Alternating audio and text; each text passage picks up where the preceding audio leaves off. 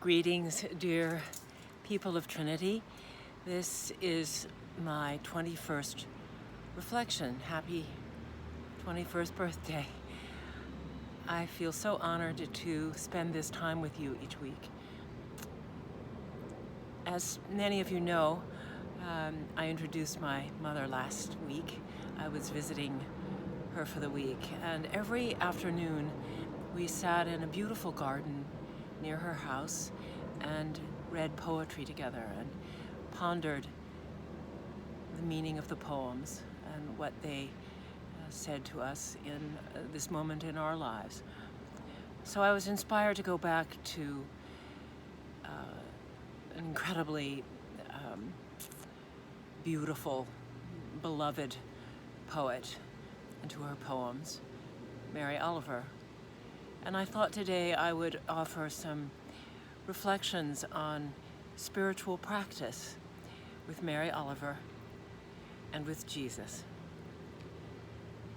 One of the constant dangers of the phrase spiritual practice is the assumption that in order to be spiritual, an activity has to be complicated and rarefied or otherwise beyond us.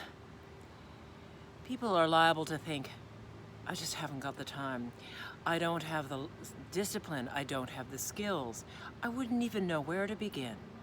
A spiritual practice, what can that mean for me? But here's the thing. We don't have to undertake Camino-like pilgrimages or find a special spiritual place or adopt any special postures to be or even feel spiritual. In the final analysis, even our houses of worship are simply a context. There's nothing inherently special about them, which is probably a good thing to remember these days when we can't visit. What really matters in our spiritual practice is our openness, heart, body, and mind, to the Spirit in the world, in one another, and in ourselves. Jesus' heart was moved by the fields and villages of his home. He spoke of its joys and intimate tragedies, its little happenings and its terrible challenges. He was present for feasts and mourning. He saw weddings and dyings, bright faith and dark despair. He was soaked in the human experience, not by transcending his time and place, but by sinking into it, being attentive to it, and then responding with love in action. The love that he lived began with this attentiveness. That was his spiritual practice, and it was Mary Oliver's too. She writes, "Whoever you are, no matter how lonely, the world offers itself to your imagination, calls to you like the wild geese, harsh and exciting, over and over, announcing your place in the family of things." In many ways, these words express the purpose of all of Mary Oliver's poetry, and that is to root us in the world, even if we feel isolated and alone. She accomplishes this sense of belonging through an ongoing process of observation and listening and questioning. Jesus also used the material of the ordinary world to help his followers into its depths. His way was not through a belief system, but through a posture of worship. When he ate with his friends, that was worship. When he healed the sick, that was worship. When he loved and sorrowed, there was worship also. How his followers responded to the world was more important to him, than what they could say about it. And so also it is for us.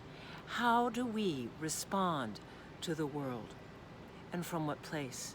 How do we respond to crisis, to failure, to a virus revealing desperate disparity and injustice, to loss and sadness?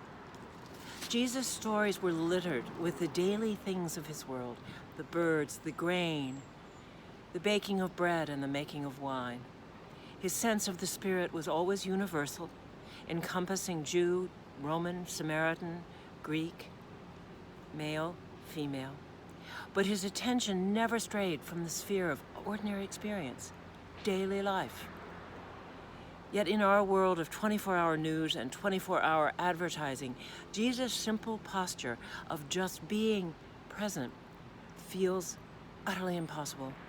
Our minds are constantly distracted and dominated. Jesus did not close down questions. He invited them. And this is also Mary Oliver's way. For her, everything is a new opportunity to go deeper into the complexity of things and the beauty as well as the pain.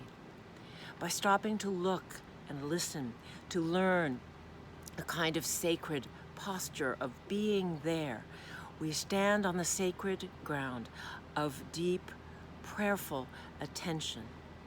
And then we can leap into action. Let me close with Mary Oliver's words. Who made the world? Who made the swan and the black bear? Who made the grasshopper? This grasshopper, I mean, the one who has flung herself out on the grass, the one who's eating sugar out of my hand, who's moving her jaws back and forth instead of up and down, who's gazing around her with her enormous and complicated eyes. Now she lifts her pale forearms and thoroughly washes her face. Now she snaps her wings open and floats away. I don't know exactly what a prayer is. I do know how to pay attention, how to fall down into the grass, how to kneel down in the grass, how to be idle and blessed, how to stroll through the fields, which is what I've been doing all day. Tell me, what else should I have done? Doesn't everything die at last and too soon? Tell me, what is it you plan to do with your one wild and precious life? And so, let us find ways to be attentive to the Spirit in the world, in one another, and in ourselves, and then leap into loving action.